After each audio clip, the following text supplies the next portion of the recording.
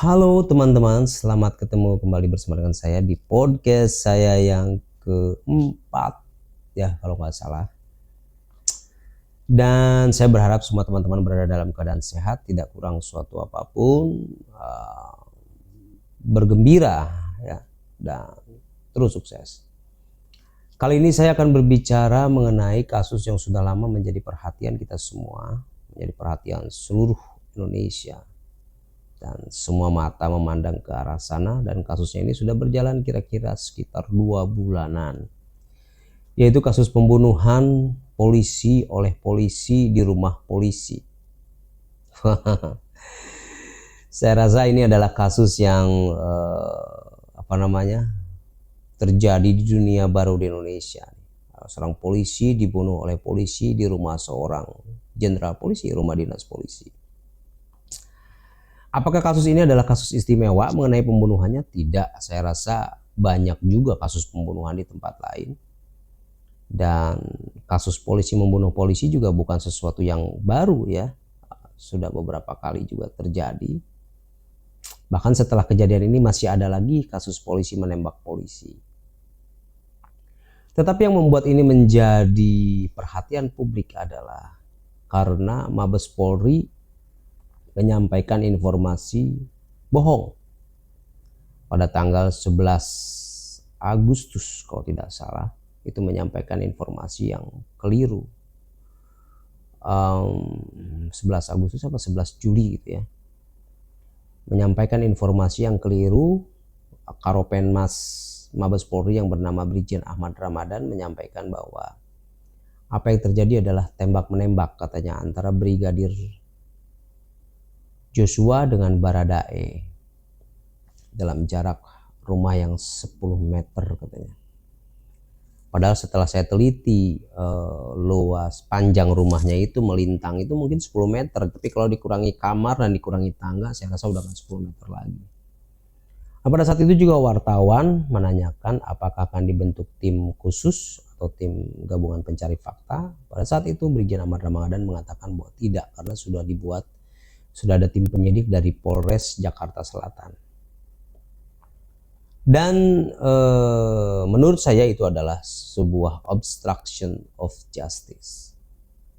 Dan seharusnya sih Brigjen Ahmad Ramadan juga diperiksa ya, karena dia juga turut menyampaikan informasi yang tidak benar. Tapi sampai hari ini beliau tidak diperiksa, bahkan saya belum mendengar setidaknya bahwa beliau diperiksa, dan masih mendampingi Kadif Humas Polri ketika memberikan keterangan. Nah, kasus ini kan sebenarnya biasa pembunuhan itu ya. Tapi yang menjadi luar biasa adalah adanya 90 lebih aparat kepolisian yang diperiksa dan diduga terlibat dalam obstruction of justice pada berbagai level. Ada yang pada level tidak profesional, ada yang pada level memang terlibat secara aktif dalam obstruction of justice. Tersangkanya sendiri ada berapa ya? Ferdi Sambo, Putri Chandrawati, kemudian Kuat Ma'ruf, Brigadir Bribka RR, kemudian siapa lagi ya? Oh ya, Baradae. 5 tersangkanya. Dan sampai hari ini kita belum tahu arahnya mau kemana perkara ini, karena barang bukti sudah banyak yang konon rusak. Bahkan CCTV sendiri katanya disambar petir. Saya nggak tahu ya. Rumah Pak Ferdi Sambo itu, rumah dinasnya itu kan kalau CCTV berarti ada di dalam tuh ya kan. Kalau tersambar petir berarti petirnya bisa masuk ke dalam, meliuk gitu kan, atap gitu kan. Karena kalau petir biasanya menyambar atap, tapi ini bisa begini, set masuk gitu kan, tersambar petir CCTV-nya. Dan kasus ini sebenarnya diselidiki, membentuk tim khusus. Kalau saya melihatnya bukan karena itikat baik kepolisian, karena kepolisian sejak awal sudah mengatakan bahwa ini adalah tembak menembak. Kalau kita dengarkan konferensi pers dari Bapak Kapolri Listio Sigit Prabowo pada tanggal 12 itu mengatakan bahwa ini adalah atas arahan Bapak Presiden Jokowi. Jadi niatan itu bukan datang dari kepolisian, tetapi itu adalah atas arahan Bapak Jokowi. Seandainya Pak Presiden Jokowi tidak memerintahkan untuk membuka kasus ini seterang-terangnya, Apakah akan ada penyelidikan, akan dibentuk tim khusus? Saya kok ragu ya, karena sejak awal polisi selalu mengklaim bahwa ini adalah tembak menembak, gitu kan. Jadi saya tidak melihat bahwa ini adalah itikat baik dari kepolisian. Presiden harus mendorong sehingga dibentuklah tim khusus yang kemudian berusaha membongkar kasus ini yang presiden minta untuk dilakukan secara transparan. Pada titik itu saya berharap bahwa ini adalah titik untuk perbaikan dari kepolisian. Mungkin kepolisian akan melakukan penyelidikan dengan terbuka. Tetapi ternyata tidak seterbuka itu, gitu kan. Pada saat rekonstruksi tidak ada perwakilan atau representation of the victims. Tidak ada perwakilan korban yang hadir di sana untuk menyaksikan rekonstruksi itu. Entah kenapa. Memang katanya tidak ada kewajiban untuk pengacara hadir di situ. Ya tidak ada kewajiban, tapi kan juga tidak ada larangan, Pak. Harusnya jangan dilarang. Tidak ada kewajiban bukan berarti dilarang. Nah, ini bahasa ini. Cuman kan ya polisi kita selalu masih memakai bahasa yang sama. Ini adalah kewenangan. Sehingga ketika dua tersangka disampaikan hasil poligrafnya, dinyatakan jujur tapi yang lainnya tidak, itu juga kewenangan. Ketika kita meminta informasi mengenai hal ini di dalam ketika wartawan menanyakan, itu juga kewenangan penyidik. Sekali lagi kewenangan. Kenapa Putri Chandrawati tidak ditahan? Itu juga kewenangan penyidik untuk menahan atau tidak. Jadi saya melihat bahwa polisi ini belum berubah, masih memakai bahasa yang sama, yaitu bahasa kewenangan, yang pada mata saya ini terlihat seperti arogansi polisi. Ketika kita berbicara kewenangan tanpa ada argumen yang lanjutan tentang itu, apa artinya itu? Kalau kewenangan tanpa argumen itu kan sewenang-wenang. Kewenangan itu harus bisa dilakukan harus dengan argumen. Misalnya argumennya ini adalah teknik penyidikan terkait dengan teknik penyidikan. Dikatakan seperti itu misalnya argumennya, ya kita juga nggak bisa apa-apa. Tapi kan tanpa keterangan, hanya ini kewenangan penyidik. Kenapa Putri Chandrawati tidak ditahan, sementara tersangka-tersangka yang lain ditahan? Putri Chandrawati katanya sakit, yang lain juga yang sakit, banyak kok yang ditahan. Putri Chandrawati punya anak, ada juga yang punya anak dan ditahan, dimasukkan ke dalam penjara. Dan itu adalah kewenangan penyidik. Jadi ketika kita bicara bahasa kewenangan, itu bisa terlalu jauh, itu bisa sewenang-wenang, itu bisa kemana saja, itu bisa. Apakah dengan kewenangan itu kemudian polisi bisa seenaknya? Inilah yang sebetulnya saya kasus Brigadir Joshua ini, kematian Brigadir Joshua ini, kalau kasus pembunuhannya sih kasus biasa saja menurut saya. Di mana-mana juga bisa terjadi pembunuhan. Tetapi yang menjadi luar biasa adalah menurut saya ini adalah membongkar wajah Polri sebenarnya di dalam kasus ini. Wajah Polri mengenai bahasa kewenangan itu tadi. Kenapa kita tahu bahwa polisi punya kewenangan untuk menentukan seorang jadi tersangka, menentukan seseorang ditahan atau tidak ketika dia jadi tersangka, kemudian menentukan ya seseorang untuk ditahan dan ditangkap. Ferdy Sambo adalah anggota dari Divpropam, kepala Divpropam malah, dan dia menjadi kepala Satgasus juga yang bisa juga menangkap orang, dan juga bahkan kalau Kadivpropam bisa juga memproses polisi. Dengan bahasa kewenangan tadi muncullah kepribadian seperti Ferdy Sambo ini. Jadi polisi menurut saya jangan mengulang lagi gitu loh bahasa-bahasa kewenangan itu. Karena kewenangan itu menunjukkan kekuasaan. Dan kekuasaan itu tendensinya adalah korup. Ini kata Alvin Toffler, bukan kata saya. Power tends to corrupt. And absolute power corrupt absolute. Jadi polisi harus paham itu. Bahwa kekuasaan yang diberikan kepadanya itu adalah kekuasaan yang seharusnya punya akuntabilitas, bisa diuji, argumentasinya harusnya ada gitu loh. Ketika kita bicara mengenai kewenangan Putri Chandrawati untuk ditahan atau tidak. Sekarang kalau kita pengen supaya Putri Chandrawati ditahan, di mana kita bisa mengkontes itu? Apakah bisa kita ke pengadilan? Kan nggak bisa, nggak ada jalan.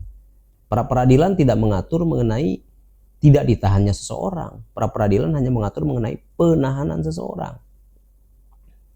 Jadi seharusnya ada penjelasan untuk itu. Nah, bahasa kewenangan inilah yang masih dilestarikan oleh kepolisian, dan menurut saya kekuatan kewenangan inilah yang membuat seorang Ferdy Sambo menjadi Ferdy Sambo. Seorang polisi menjadi Ferdy Sambo itu karena dia tahu dia punya kewenangan itu. Oleh karena itu dia bisa menggerakkan banyak orang untuk menutupi kasus ini. Untuk melakukan obstruction of justice. Jadi bahasa kewenangan itu jangan lagi dipakai lah ya Pak Polisi. Karena dengan bahasa kewenangan itu kita menjadi tertutup tuh. Kita punya barrier.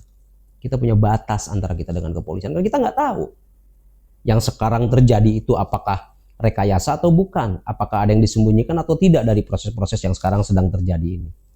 Kalau di awal saja mereka bisa melakukan rekayasa, apakah tidak mungkin sekarang juga ada rekayasa lagi? Untuk membuat Sambo bebas misalnya. Untuk membuat Sambo tidak terbukti misalnya.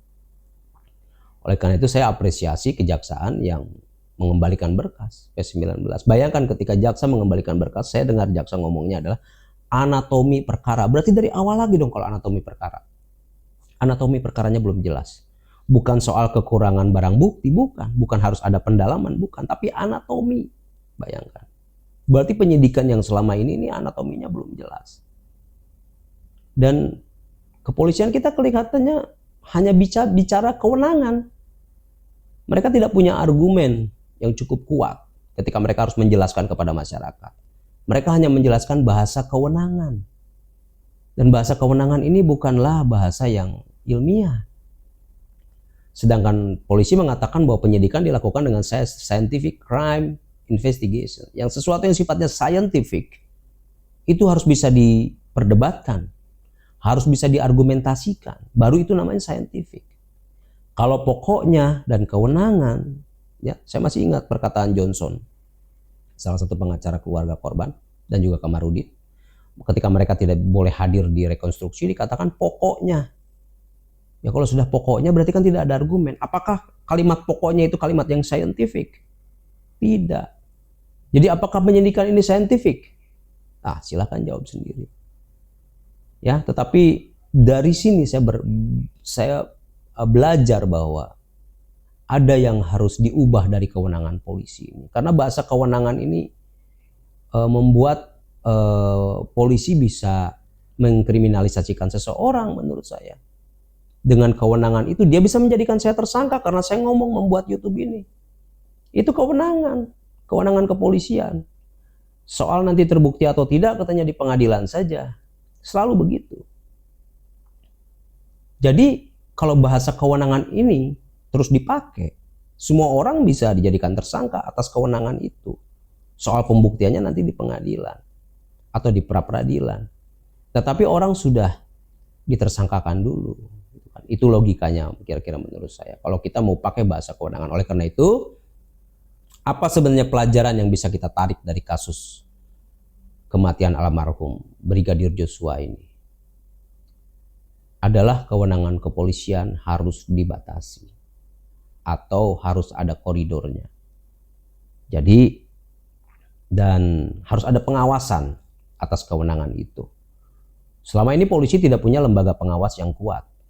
Di dalamnya ada Dipropam, tapi Dipropamnya bisa menjadi Ferdy Sambo dan kawan-kawan. Ada Wasidik, pengawas penyidik, tapi dia juga bawahan dari kepala satuan polisi itu, misalnya Wasidik di Polda ya bawahan Kapolda. Wasidik di Polres bawahan Kapolres. Kalau ada Wasidik di Reskrim ya bawahannya Bareskrim. Bawahannya Kabareskrim, bawahannya Kapolri. Tidak ada lembaga pengawas yang independen yang kuat.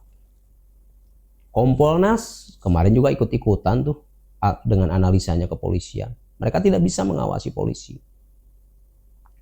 Jadi kalau saya menyarankan adalah satu, kewenangan kepolisian itu harus dibatasi, terutama untuk kewenangan penahanan. Kalau menersangkakan orang kan sudah bisa diuji di pengadilan. Tapi penahanan itu harus menjadi hak pengadilan. Karena penahanan itu kan adalah perampasan hak asasi manusia.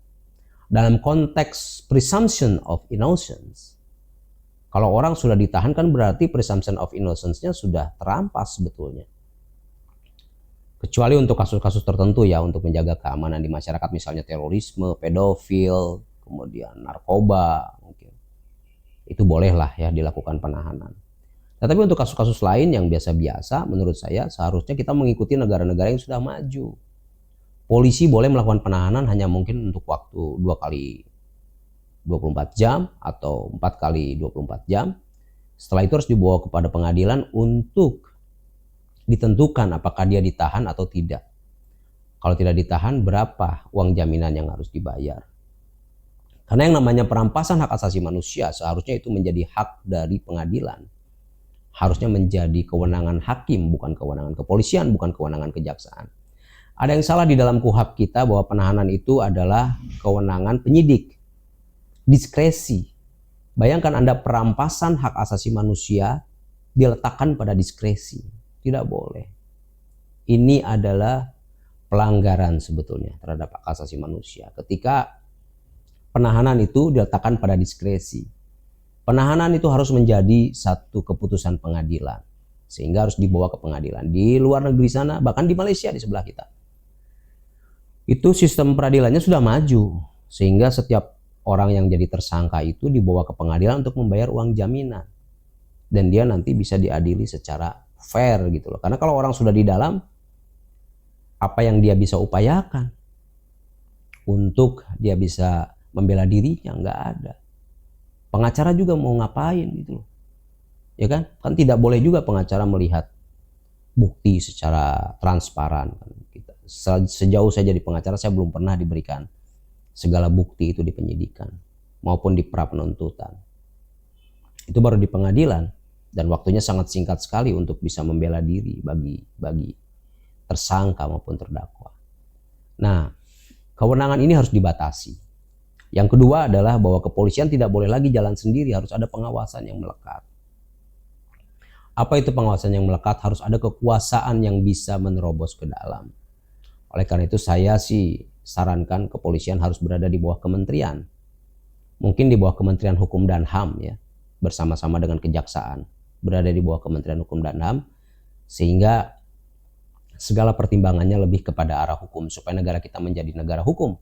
Rule of law. Jangan sampai negara kita menjadi negara kepolisian atau rule of the police. Rule of the investigator. Bukan itu. Seharusnya kita menjadi negara hukum. Karena dengan kewenangan yang besar itu, dengan diskresi yang besar itu, telah menciptakan seorang Ferdy Sambo.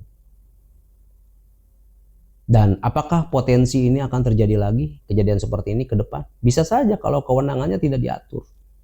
Kalau kewenangan polisi itu tidak diatur. Saya tidak mau menaruh kepercayaan kepada personal, kepada orang per orang. Demikian juga saya sama pada saat Jokowi menjadi presiden, walaupun saya mendukungnya, tapi saya tidak percaya kepada Jokowi sebagai personal. Saya tidak mau menaruhkan kepercayaan saya kepada person. Saya menaruhkan kepercayaan saya kepada sistem. Sistem yang akuntabel, sistem yang transparan, sistem yang berkeadilan, sistem yang betul-betul berdasarkan hukum. Itulah yang seharusnya menjadi patokan kita. Oleh karena itu saya menyarankan supaya kepolisian ini kewenangan penahanan, kewenangan penangkapan, kewenangan untuk menjadi galak gitu kan, itu harus diatur dan harus diserahkan kepada pengadilan. Jangan lagi dipegang oleh kepolisian, karena dengan kewenangan itu kan, dengan kewenangan Divpropam yang bisa memproses anggota-anggota kepolisian yang lain, membuat puluhan orang jadi terlibat. Kenapa? Kalau menurut keterangan Pak Mahfud MD, mereka takut dengan Sambo karena dia punya kewenangan sebagai Kadivpropam. Nah, kewenangan ini kan bisa disalahgunakan. Oleh karena itu kewenangan ini harus kita serahkan kepada pengadilan. Kewenangan ini harus kita serahkan kepada hakim. Jadi ada balance, ada keseimbangan gitu kan. Hakim tidak bisa menahan orang kalau tidak diajukan oleh kepolisian. Kepolisian tidak bisa menahan orang kalau tidak ada putusan hakim mengenai penetapan mengenai apakah orang ini bisa ditahan atau tidak. Jadi ada balance gitu loh. Ya, ada pertimbangan hukum di dalamnya. Karena polisi setahu saya di sekolah kepolisian itu dia tidak mendapatkan sarjana hukum. Dia mungkin mendapatkan ilmu penyelidikan, ilmu penyidikan. Karena setahu saya setelah itu pun mereka masih kalau mau jadi sarjana harus sekolah lagi di PTIK dan menjadi sarjana ilmu kepolisian dan bukan sarjana hukum juga. Nah, kita perlu ketika kita berbicara mengenai kewenangan menentukan nasib orang, kewenangan yang bisa disalahgunakan itu, kita serahkanlah. Daripada disalahgunakan, mendingan kita serahkan kepada pengadilan. Jadi terjadi dua seimbang gitu loh. Ya, hakim juga nggak bisa kan tiba-tiba menahan orang tanpa diajukan oleh kepolisian. Kepolisian juga tidak bisa menahan orang tanpa putusan pengadilan. Jadi yang harus adalah Kitab Undang-Undang Hukum Acara Pidana itu harus diubah, khususnya mengenai kewenangan penahanan. Mudah-mudahan Pak Jokowi ini bisa menjadi perhatian ya. Daripada mendahulukan pengesahan RKUHP, benerin dulu KUHP-nya. Ya, supaya koridornya jelas. Jangan sampai nanti dengan adanya RKUHP dengan banyak sekali hal-hal yang bisa dikriminalkan, ketika hukum acaranya belum dibenerin nih, ini akan terjadi kesewenang-wenangan yang lebih dahsyat lagi. Dan kesewenang-wenangan itu bisa menimbulkan banyak sekali oknum gitu loh. Jangan kita tutup peluang-peluang untuk menjadi oknum ini, kita tutup dengan sistem. Jangan ditutup dengan Kapolri yang baik. Jangan. Saya percaya Pak Listio Sigit itu adalah Kapolri yang baik. Sejauh yang saya dengar, beliau itu nggak neko-neko. Beliau menurut saya adalah contoh dari sekian banyak Kapolri, baru inilah saya nemu yang saya bisa harapkan. Tetapi saya tidak mau berharap pada manusia, saya tidak mau berharap pada person, saya mau berharap pada sistem. Sistemnya harus jelas, KUHP diubah, kewenangan penahanan itu harus diberikan kepada pengadilan. Dan di situ kan bisa diberikan jaminan. Nah, itu ubah kepada pengadilan, jangan jaminan kepada penyidik gitu, jangan jaminan kepada kepala penyidik. Ya, nanti harus diserahkan kepada pengadilan. Lalu yang kedua adalah supaya polisi tidak jalan sendirian ya. Karena kalau jalan sendirian itu dia bertanggung jawab kepada presiden langsung, sementara presiden juga sibuk. Jadi sepertinya kepolisian jalan sendirian. Apapun yang jalan sendirian dia bisa tersesat tanpa guidance gitu loh. Ya, harus ada guidance yang ketat. Oleh karena itu saya berharap kepolisian bisa ditaruh di bawah kementerian. Militer kita saja, TNI itu di bawah Kementerian Pertahanan. Jadi apa salahnya kalau kepolisian juga di bawah kementerian? Tapi saya tidak setuju kalau di bawah Kementerian Dalam Negeri. Apalagi kalau nanti jadi otonomi daerah, kepolisian nggak boleh. Karena polisi itu harus satu. Kecuali kalau nanti ada kepolisian daerah, ada juga polisi nasional. Semacam state police dan FBI kalau di Amerika. Nah, itu saya setuju. Tapi kalau tidak ya di bawah Kementerian Hukum aja lah. Supaya pertimbangannya lebih banyak kepada pertimbangan hukum. Supaya mendapatkan banyak masukan mengenai hukum gitu, kepolisian ini. Bagaimana seharusnya memperlakukan perkara yang sedang ditangani. Saya rasa kejaksaan dan kepolisian di bawah Kementerian Hukum dan HAM itu sangat bagus sekali. Supaya mereka tetap independen, tetapi ada kontrol yang jelas. Selama ini kan kontrolnya tidak jelas. Tidak boleh orang intervensi kepada penyidikan, sekalipun penyidikannya itu kita rasa. Dan kita boleh uji gitu kan. Itu penyidikannya itu nggak benar. Dari mana kita bisa, bagaimana cara kita bisa menguji itu? Lewat pra peradilan. Pra peradilan hanya membatasi mengenai hal-hal yang formal, bukan hal-hal yang material. Bukan. Hal yang formal. Ada dua alat bukti bisa jadi tersangka. Apakah alat buktinya itu sah atau tidak? Ya itu kita nggak tahu. Pra peradilan tidak menganalisa itu. Karena itu katanya sudah masuk pokok perkara. Kemudian penahanannya sah atau tidak hanya bicara mengenai surat-surat. Ya kan? Sepanjang suratnya ada ya penahanannya sah. Dan itu tidak bisa lagi. Harus ada perubahan. Kita semua harus mendorong DPR untuk melakukan perubahan terhadap Kitab Undang-Undang Hukum Acara Pidana mengenai pasal penahanan. Jadi kewenangan-kewenangan ini harus diatur. Kewenangan-kewenangan ini harus direstrik supaya tidak terjadi lagi orang-orang yang jumawa seperti Verdi Sambo. Saya tidak katakan bahwa seluruh kepolisian, orang-orang kepolisian begitu semua, enggak. Tapi potensi untuk menjadi begitu itu ada. Buktinya dengan Verdi Sambo gitu loh. Tidak juga saya mengeneralisir bahwa polisi semua begitu, tapi potensi ke sana itu ada dengan kewenangan itu, dengan bahasa kewenangan itu. Karena kalau kita lihat konferensi pers dari Pak Kadif Humas selalu bicara itu kewenangan penyidik, kewenangan penyidik. Artinya ada masalah di sini adalah yang jadi masalah adalah kewenangan dan belum berubah, bahasanya masih kewenangan tanpa disertai argumen yang cukup. Gitu loh. Ya. Jadi saya berharap dari kasus ini institusi kepolisian kita bisa belajar, DPR juga harus belajar mengambil pelajaran dari sini, presiden juga harus mengambil pelajaran supaya ke depan bisa dilakukan sesuatu yang revolusioner dan bisa mengubah tatanan hukum kita. Ya, di zaman Jokowi ini saya ada kritik sedikit untuk Pak Jokowi, yaitu bahwa infrastruktur memang bagus, banyak dibangun dan memudahkan, tetapi tanpa hukum yang ajeg itu tidak akan kemana-mana. Contohnya kemarin Pak Jokowi kan mengeluh soal imigrasi, bukan mempermudah katanya. Ya kenapa? Karena hukumnya Pak, aturannya Pak, aturannya yang membuat orang punya kewenangan dan kewenangan itu bisa dipermainkan. Nah, bagaimana Pak Jokowi membuat aturan di imigrasi supaya kewenangan itu bisa terkontrol? Itu yang harusnya dilakukan. Ya, jadi semoga kasus Brigadir J ini bisa menjadi pelajaran bagi kita semua, terutama bagi kepolisian, bagi DPR dan bagi presiden. Kita berharap ada keadilan bagi keluarga. Ya, saya juga turut berduka cita atas kematian almarhum Brigadir J, Joshua Huta Barat. Semoga teman-teman lawyer, pengacara keluarga bisa bekerja dengan baik. Pengacaranya Baradae, pengacaranya Brigadir, Bribka RR, pengacara para tersangka juga bekerja dengan baik untuk membuat terang perkara ini. Demikian, sampai ketemu kembali bersama dengan saya di podcast saya yang selanjutnya. Dan salam, God bless you.